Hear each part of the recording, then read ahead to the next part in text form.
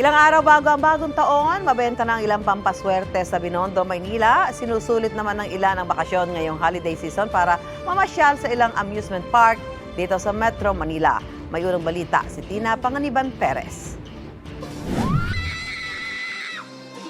Iba't ibang rides na swak para sa mga young at heart.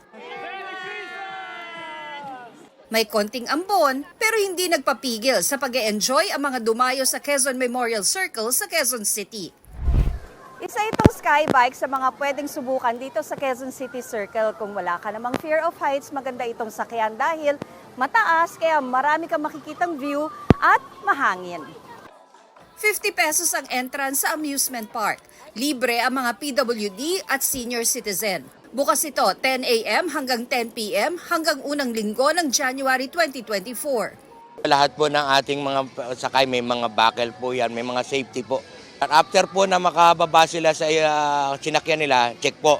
Then tsaka po ulit po tayo nagpapasakay. Mapapa-throwback ka naman sa nagbabalik na indoor amusement center sa Cubao. Walang entrance fee pero may bayad ang kid-friendly rides.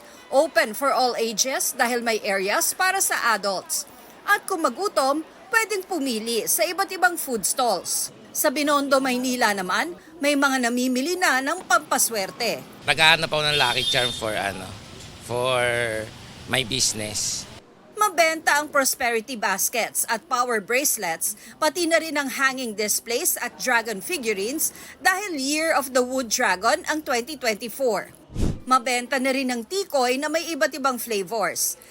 Tabi-tabi na rin ang mga tindahan ng prutas pero wala pa gaanong namimili. Pagtungtong ng 29, medyo dodoble na presyo niyan. Doble? Opo, magdodoble yan kasi dala ng, siyempre pag kinukuha na po namin, medyo agawan na po doon. Kaya kailangan po makapag-stock ka na para kahit papano. Matibay naman ang prutas kung mag-stock ka ng 3 araw.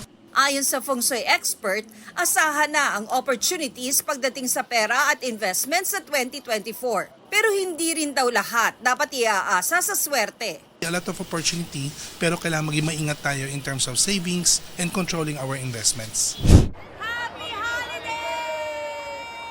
Ito ang unang balita. Tina Panganiban Perez para sa GMA Integrated News.